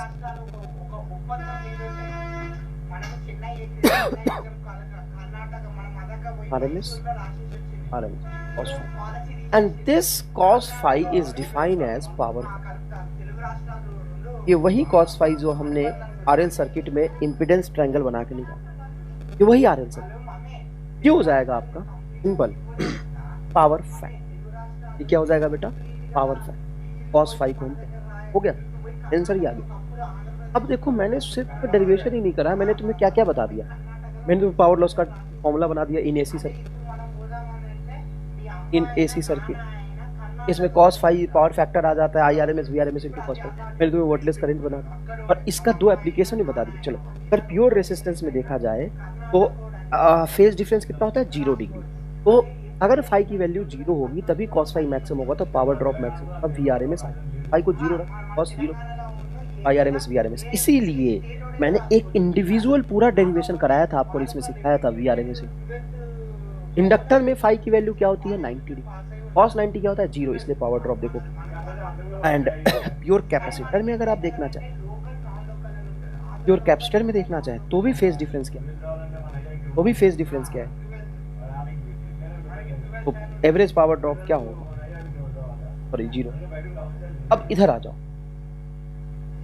जब मैंने आपको RL सर्किट पढ़ाया था, ये पढ़ाया था RL है ना, ये series RL circuit. Series RL circuit में सारा गेम इस ट्रायंगल का ही है, इम्पीडेंस ट्रायंगल का ही है। इसमें मैंने ये ट्रायंगल में cos phi निकालना सिखाया। cos phi को आप ये भी लिख सकते हैं, जरूरी नहीं कि R/Z लिखे। cos phi को आप R/, गलत तो नहीं, ठीक है, बेस अपॉन हाइपोटेन्यूज बटा नेट वोल्टेज भी आप लिख सकते हैं। अब यहाँ पे power loss in RL circuit, power loss in RL circuit कोई खास बात नहीं, वही जनरलाइज पावर मैंने निकाल दिया, IRMS into VRMS into cos। cos phi की वैल्यू क्या हो जाएगी? R/Z। तो आप लिख सकते हैं IRMS into VRMS into cos phi को क्या लिख सकते हैं? R/Z। तो इम्पीडेंस ट्रायंगल बन रहा है ना, उसमें R/Z ही आ रहा है, तो अपन क्या कर सकते हैं? R/Z ही आएगा फिर। समझ में आया कि नहीं है? अब देखो इस पे बेस्ट सवाल। इन AC circuit B and I given by B ये रहा, B is equal to 100 sin 100t and voltage I बराबर 100 sin 100t plus pi by 3 मिली। Then power dissipated in the circuit। Circuit में पावर डिसिपेट कितना होगा बेटा? Circuit में power dissipate होता है IRMS, है ना, पीक मत लिखना, IRMS into VRMS into cos। अब ध्यान से चलो IRMS बताओ। I की वैल्यू दी हुई है 100 sin 100t plus pi by 3, तो पीक है 100, RMS क्या हो जाएगा? 100/√2। वोल्टेज है 100 पीक, ये भी हो जाएगा 100/√2। And cos phi, phi is a phase difference. ये तेरा sin ओमेगा टी का, ये तेरा sin omega t plus pi by 3, मतलब pi by 3 का फेज डिफरेंस। एक है sin ओमेगा टी और एक है sin ओमेगा टी प्लस, तो sin ओमेगा टी से pi by 3 आ जाएगा, तो pi by 3 हो जाएगा, cos pi by 3, cos ये आ जाएगा। cos pi by 3 की वैल्यू जानते हो? cos 60 डिग्री cos 60 डिग्री हो जाएगा आपका हाफ, तो ये हो जाएगा आपका 100/2 इंटू 100/2, 50 इंटू 50, 100 वोल्ट। अच्छा, मिली एम्पियर हो, कहाँ गड़बड़? मिली एम्पियर का मतलब है 10 to the power -3, तो 1 2 3 0 और ये 3 0, तो 10/4 मतलब 2.5। ये बेटा नेक्स्ट आपका सीरीज RC सर्किट। कोई खास बात नहीं है, ये तो बहुत आसान है। AC सोर्स का वोल्टेज आप ले लो, E is equal to E0 sin omega. AC source का वोल्टेज क्या ले लो? E is equal to E0 sin omega. ये रहा आपका पोटेंशियल ड्रॉप, यहाँ पे होगा कुछ भी था, करंट दोनों में सेम जाएगा, ये आप स्पष्ट। अब ऐसे सवाल आपके पास आएंगे, हालांकि आप देखोगे AC में तो इतने डिटेल में नहीं पढ़ाते मैं जितना पढ़ा रहा हूँ आपको। AC पता है क्या पढ़ाते हैं? LCR पढ़ाते हैं अलग अलग, और सीधा LCR सीरीज या LCR सीरीज। मैं पहले तुम्हें एल पढ़ाया, आर पढ़ाया, सी पढ़ाया, फिर एल आर पढ़ाया, फिर आर सी पढ़ा रहा हूँ, फिर एल सी पढ़ा। इसमें डायरेक्ट सवाल ही आएंगे, इसको तुम सवाल की तरह ट्रीट करो, थ्योरी नहीं। थ्योरी तो समझ चुके हो, इसको डील कैसे करना है वो समझो। कैसे डील करना बहुत आसान है। देखो नेट करंट को इधर मान लो, चलो सर करंट मान लिया, उससे क्या होगा, तो जिधर करंट होगा उधर ही वोल्टेज होगा। जिधर करंट होगा, जिधर करंट होगा उधर ही वोल्टेज, रेसिस्टेंस। और जिधर करंट होगा कैपेसिटर का वोल्टेज उससे, कैपेसिटर का वोल्टेज उससे। ये बन गया कहानी। ये है तेरा करंट, ये करंट तो ये कैपेसिटर का वोल्टेज, ये कैपेसिटर का करंट है तो ये कैपेसिटर का, ये रेजिस्टेंस का करंट तो ये रेजिस्टेंस। करंट सीरीज कॉम्बिनेशन होने की वजह से खत्म। तो ये आ गया तेरा VC, ये आ गया VR। तो वही रिपीटेशन है जो हमने RL में पढ़ा था, सेम टू सेम। फर्क इसमें ये पड़ा कि नेट वोल्टेज जो आएगा वो इधर आ जाएगा, इसके वजह से आप कह सकते हो कि नेट वोल्टेज जो है VR का होल स्क्वायर प्लस VC का होल स्क्वायर। मतलब ये आ गया फेज डिफरेंस। इसमें वोल्टेज लैग कर रहा है और करंट लीड कर रहा है। करंट क्यों लीड कर रहा है, क्योंकि ये कैपेसिटिव है, कैपेसिटिव इन नेचर है। कैपेसिटिव इन नेचर होने की वजह से कैपेसिटर का पोटेंशियल चला जाता है। नेट वोल्टेज V को क्या लिख सकते हैं, V को आप लिख सकते हैं रूट अंडर VL का VC का होल स्क्वायर प्लस V।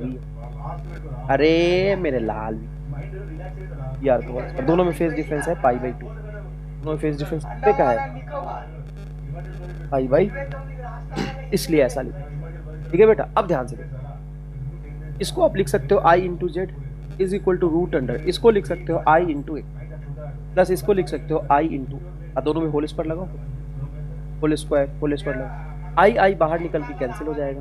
अरे I स्क्वायर है, रूट के बाहर निकलेगा, जेड बराबर हो जाएगा under R square plus XC। ये इम्पीडेंस। यहाँ पे एक चीज और ध्यान देने वाली, ये जो आपका XC है वो असल में है 1/2 पाई।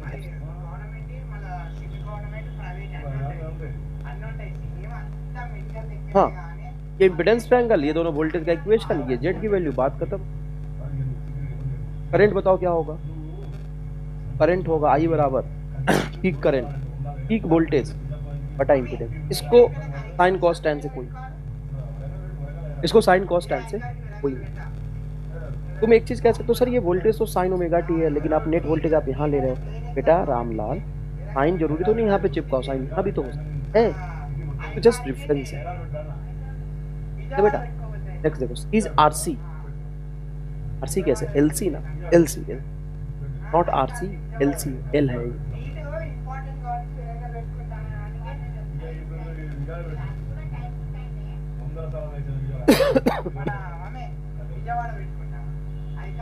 LC सर है ना।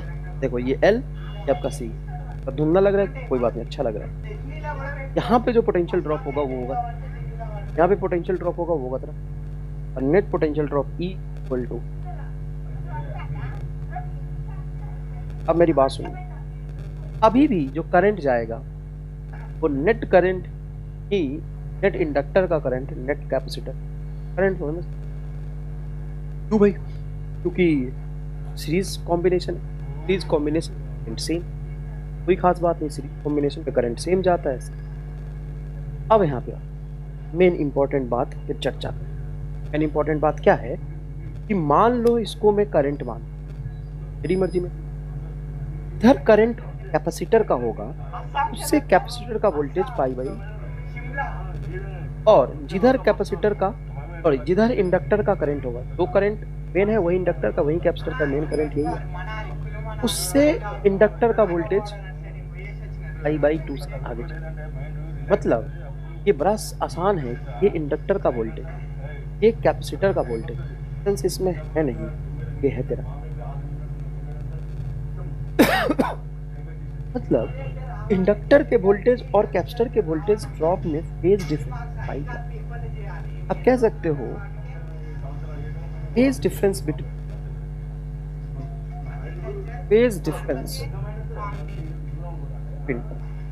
VL and VC, L and VC is phase difference between VL and VC is पाई। इन दोनों में फेज डिफरेंस पाई का है। अब जब ऐड करोगे तो डिपेंड करता है कौन ज्यादा है।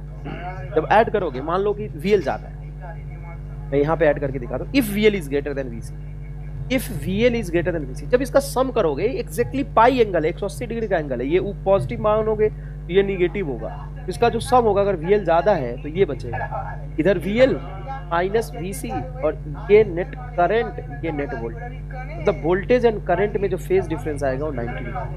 और अगर कहते हो वीसी ज्यादा है तो ये V C minus V L net voltage, देखो वोल्टेज वीएल ऊपर वीसी नीचे, तो वीएल ज्यादा नहीं तो वीसी ज्यादा, नेट वोल्टेज इसी लाइन पे रहेगा और नेट करंट इसी लाइन पे रहेगा। तो ये एंगल देखो, फेज डिफरेंस कितने का आएगा, 90। मिली एम्पियर का मतलब है 10 टू दी पावर माइनस 3, तो 1 2 3 0 और ये 3 0, 10/4 मतलब 2.5। ये बेटा नेक्स्ट आपका सीरीज आरसी सर्किट, कोई खास बात नहीं है, ये तो बहुत आसान है। देखो एसी सोर्स का वोल्टेज आप ले लो, E is equal to E naught sine omega,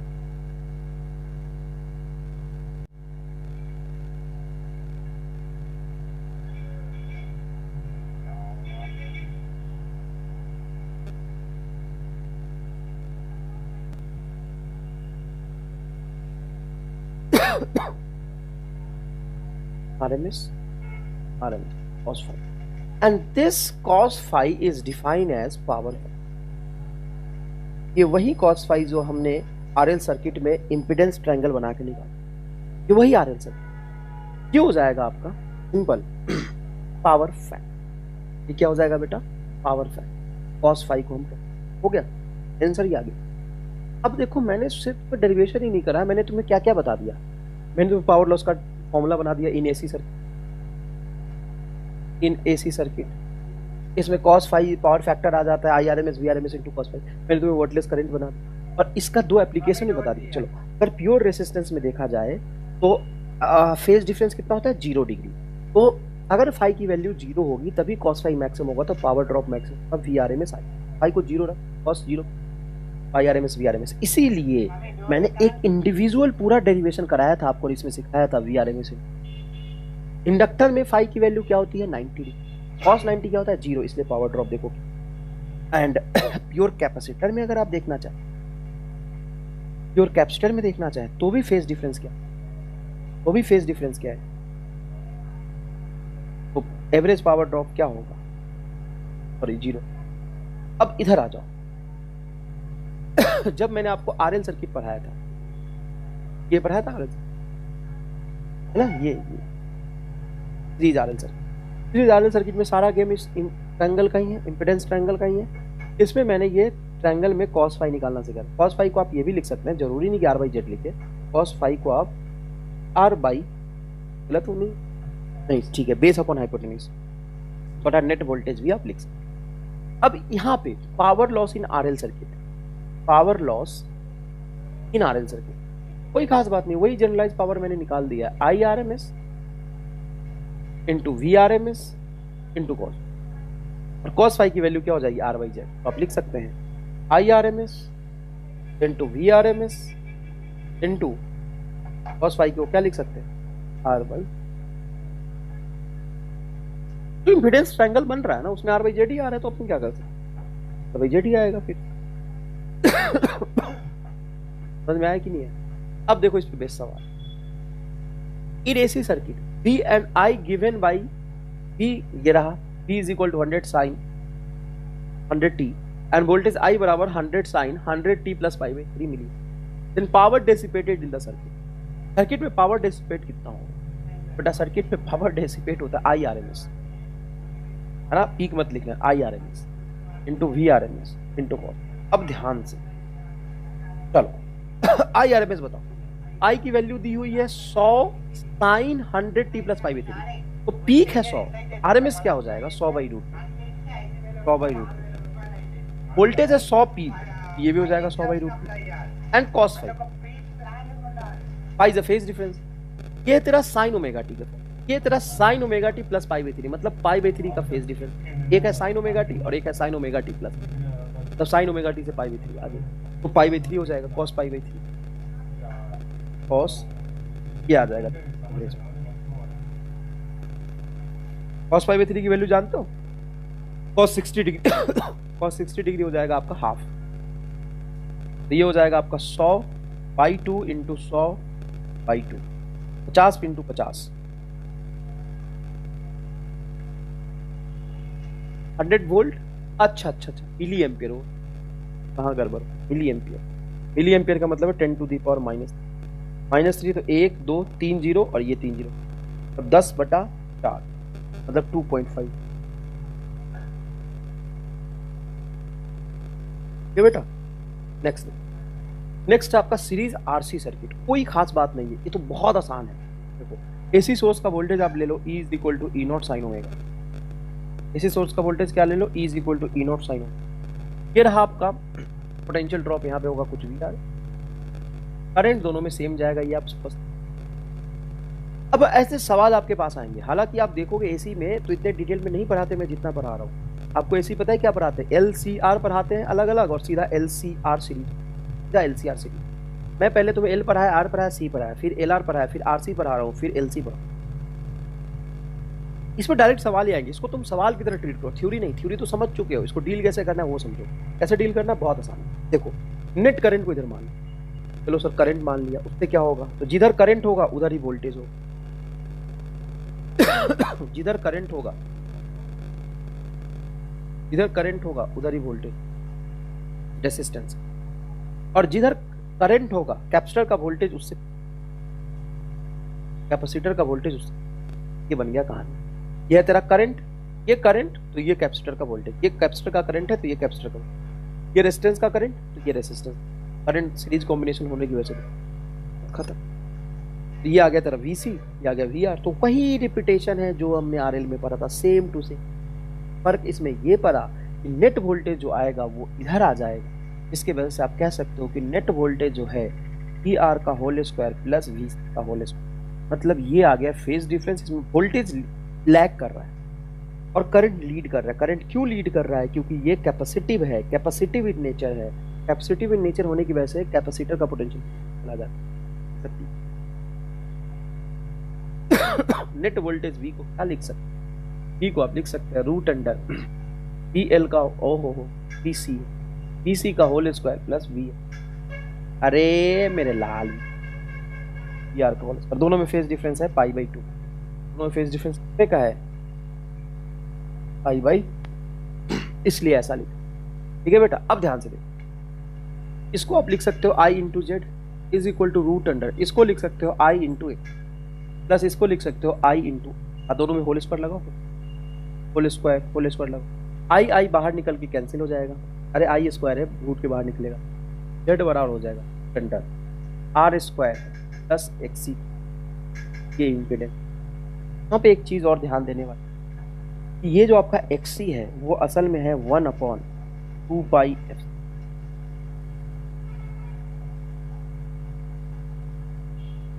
हाँ, ये इम्पीडेंस ट्रायंगल, ये दोनों वोल्टेज का इक्वेशन, ये जेड की वैल्यू, बात खत्म। करंट बताओ क्या होगा, करंट होगा I बराबर पीक करंट, पीक वोल्टेज बटा इम्पीडेंस। इसको साइन कॉस टैन से कोई, इसको साइन कॉस टैन से कोई नहीं। तुम एक चीज कह सकते हो सर ये वोल्टेज तो साइन ओमेगा टी है, लेकिन आप नेट वोल्टेज आप यहाँ ले रहे हो। बेटा रामलाल, साइन जरूरी तो नहीं यहाँ पे चिपकाओ, साइन यहाँ भी तो हो सकता है, तो जस्ट डिफरेंस है। तो बेटा नेक्स्ट देखो, इज RC, RC कैसे, LC ना, LC not RC, LC L है ये।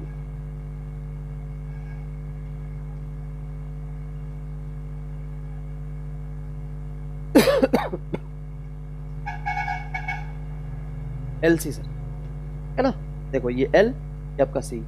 अब धुंधला लग रहा है, कोई बात नहीं, अच्छा लग रहा है। यहाँ पे जो पोटेंशियल ड्रॉप होगा वो होगा, यहाँ पे पोटेंशियल ड्रॉप होगा वो होगा तेरा, और net potential drop E equal to, अब मेरी बात सुनिए, अभी भी जो करंट जाएगा वो नेट करंट ही, नेट इंडक्टर का करंट, नेट कैपेसिटर करंट होगा। क्यों भाई, क्योंकि सीरीज कॉम्बिनेशन सेम, कोई खास बात नहीं, सीरीज कॉम्बिनेशन पे करंट सेम जाता है।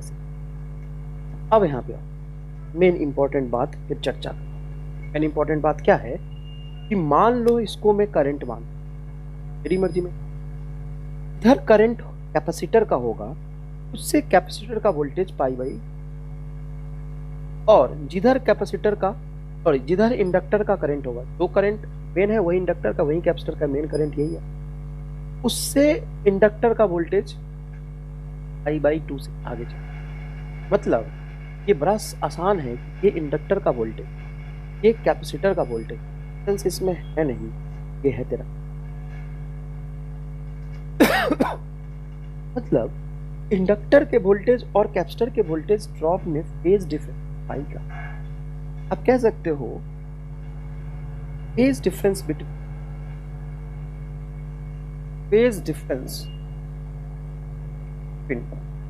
VL and VC, L and VC is phase difference between VL and VC is पाई। इन दोनों में फेज डिफरेंस पाई का है। अब जब ऐड करोगे तो डिपेंड करता है कौन ज्यादा है। जब ऐड करोगे मान लो कि VL ज्यादा है, मैं यहां पे ऐड करके दिखा दूं, if VL is greater then VC, if VL is greater then VC, जब इसका सम करोगे एग्जैक्टली पाई एंगल है, 180 डिग्री का एंगल है, ये पॉजिटिव मानोगे तो ये निगेटिव होगा, इसका जो सम होगा अगर VL ज्यादा है तो ये बचेगा, इधर VL माइनस VC, और ये नेट करंट, ये नेट वोल्टेज, मतलब वोल्टेज एंड करंट में जो फेज डिफरेंस आएगा वो 90 डिग्री। और अगर कहते हो VC ज्यादा है तो ये VC minus VL net voltage, देखो वोल्टेज VL ऊपर VC नीचे, तो VL ज्यादा नहीं तो VC ज्यादा, तो नेट वोल्टेज इसी लाइन पे रहेगा और नेट करंट इसी लाइन पे रहेगा। तो ये एंगल देखो फेज डिफरेंस कितने का आएगा, 90 डिग्री। आप कह सकते हो कि इसमें एवरेज पावर ड्रॉप 0 ही होगा, एवरेज पावर लॉस 0 ही। ये एकदम वोल्टलेस सर्किट का परफेक्ट एग्जांपल है, वोल्टलेस सर्किट। और इसमें जो करंट फ्लो करेगा इसको वोल्टलेस करंट बोलेंगे, क्योंकि ये जो करंट है एग्जैक्टली वोल्टेज के देखिए परपेंडिकुलर, एग्जैक्टली वोल्टेज के क्या है, परपेंडिकुलर। इस करंट को आप कह सकते हैं कि ये वोल्टलेस करंट, वोल्टलेस करंट है। इस करंट को क्या बोल सकते हैं बेटा, ये करंट है वो आपका वोल्टलेस करंट है, एकदम वोल्टलेस करंट। अब देखिए नेक्स्ट, जो आपका नेट वोल्टेज है V, वो आएगा आपका VL माइनस, क्या आएगा वोल्टेज, VL माइनस VC। देखिएगा ध्यान से, इस V को लिख सकते हैं आप I इंटू Z, और इसको लिख सकते हैं IXL minus IX, I cut जाएगा, Z बराबर आएगा XL माइनस X। ये आपका इंपिडेंस हो जाएगा। ये क्या हो जाएगा बेटा, this impedance Z is equal to XL minus XC। यहाँ पे इंपिडेंस का सम नहीं होगा, सीरीज कॉम्बिनेशन में इंपिडेंस इनका घटेगा, एक दूसरे के अपोजिट चल रहे हैं, एक दूसरे क्या चल रहा है, अपोजिट चल रहे हैं। अच्छा, इसमें एक बढ़िया सवाल मैं कराता, हाँ एक मिनट, ये सवाल कराता। मान लीजिए ये है आपका कैपेसिटर, ये इंडक्टर, और ये है आपका AC सोर्स। मैंने यहाँ पे वोल्टेज लगाया 50 वोल्ट 200 हर्ट्ज, और कैपेसिटर में वोल्टेज ड्रॉप है 30, मतलब इंडक्टर में वोल्टेज ड्रॉप। तो आपको बस ये समझना है कि दोनों में फेज डिफरेंस कितना है, पाई का, मतलब ये घटेगा, ऐड नहीं होगा। इसमें से ये घटाओ या इसमें से ये, अगर ये बैटरी से ज्यादा होता, कोई ना कोई एक बैटरी से ज्यादा होना चाहिए, क्योंकि इसमें से ये घटा के ये आएगा या इसमें से ये घटा के ये आएगा। 50 में से कुछ घटाओगे तो ये, सॉरी 30 में से कुछ घटाओगे तो 50 तो नहीं होगा। RMS कभी RMS कैनॉट बी नेगेटिव। आपको ये ध्यान रखना है कि RMS नेगेटिव नहीं हो सकता। तो आप ये इक्वेशन नहीं लिख रहे, VC माइनस VL बराबर 50, गलत हो जाएगा, गलत है, क्योंकि VC 30 है, 30 में से कोई पॉजिटिव नंबर घटाओगे 50 तो नहीं हो सकता। इसीलिए आपको लिखना पड़ेगा यहाँ पर VL minus VC is equal to, अब VL की वैल्यू हमें नहीं पता, ये VC आपका है 30 बराबर 50, माइनस 30 उधर जाएगा प्लस 30 हो जाएगा, तो VL बराबर आ जाएगा। तो आपको ये समझना पड़ेगा यहाँ पे असल में 80 वोल्ट का, अभी 80 माइनस 30 बराबर। आश्चर्यजनक चीज है कि सर यहाँ पे सीरीज कॉम्बिनेशन वोल्टेज को घटा रहे हो आप, हाँ, क्योंकि दोनों के बीच फेज डिफरेंस है, दोनों के बीच में क्या है, फेज डिफरेंस है। There is no resistance in the inductive circuit. Kirchhoff's voltage law for the circuit. अच्छा, कोई पोटेंशियल ड्रॉप इसमें, Kirchhoff's law क्या हो जाएगा, का पोटेंशियल ड्रॉप इसके पोटेंशियल ड्रॉप के बराबर होगा, हमने यही तो लिखा था। तो ये होगा आपका potential drop VL, close loop में जाओगे ऐसे घूम के जाओ, तो यहाँ पे बैटरी का पोटेंशियल आप प्लस लेंगे, बैटरी का पोटेंशियल सॉरी बी, यहाँ पे ड्रॉप हो रहा है तो माइनस वी एल बराबर क्लोज लूप में, तो बैटरी का पोटेंशियल ये रहा V, इसको V से रिप्रेजेंट कर सकते हैं, minus L D I by D T is equal to, तो V बराबर L D I by D T हो जाएगा, V बराबर ये उधर चला जाएगा तो एल डी आई बाई, ये तो लिखा था बैटरी का पोटेंशियल बराबर इंडक्टर का पोटेंशियल। देखो ये सोर्स है, ये बैटरी जैसा बिहेव कर रहा है, ये दे रहा है पोटेंशियल, ये ड्रॉप करा रहा है, तो ये प्लस आएगा क्लोज लूप में, V बराबर एल डी आई बाई, कोई खास बात नहीं, V बराबर L D I. A coil and a bulb are connected in a series with a 12 volt direct current source. Soft iron core is now inserted in the coil. देखो ये coil मतलब ये inductor और ये bulb इसी से जोड़ा है ना, with a 12 volt direct current, ओ हो direct current DC. Coil and bulb are connected in a series with a 12 volt direct current. O direct AC नहीं है बेटा, DC.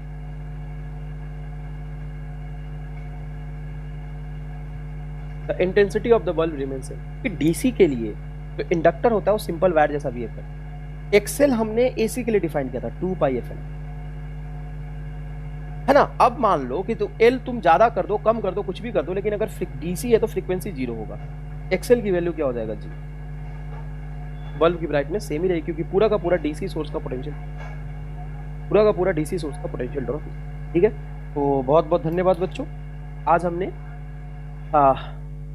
बहुत सारी चीजें पढ़ी है, फटाफट एक बार रिवाइज करा लेते हैं, घर पे भी प्रैक्टिस करना है ना, घर वालों को लिख के दे देना कि तुम ये बोलना RL, ये RC, ये LC, ये pure R, pure L, pure C, और उनके सामने ये बन के दिखाना, प्रैक्टिस करना है ना। तो आज डांस क्लास की प्रैक्टिस करनी तुम्हें, बताओ प्योर R, बताओ ये प्योर इंडक्टर, बताओ प्योर कैपेसिटर, ये बताओ ये RL, R L, क्यों, क्योंकि L का वोल्टेज आगे जाता है तभी ये वोल्टेज इधर, करंट इधर, अच्छा वोल्टेज इधर चला जाए और करंट इधर जाए तो ये RC, और ये LC, L का वोल्टेज ऊपर, C का वोल्टेज नीचे, या इधर नहीं तो इधर, ये बता ये क्या है, बता ये क्या है, LC, ये क्या है LC, ये बता, ये रेसिस्टेंस, प्योर रेजिस्टेंस, ये बता, ये प्योर इंडक्टर, ये बता, ये प्योर कैपेसिटर, ये बता, ये LR, ये बता RC, ये बता LC, ये बता LC, ये बता प्योर रेसिस्टेंस, ये बता प्योर इंडक्टर, ये बता प्योर कैपेसिटर, ये बता प्योर रेसिस्टर, ये बता ये RC, हाँ RL, ये क्या है बोल, RL,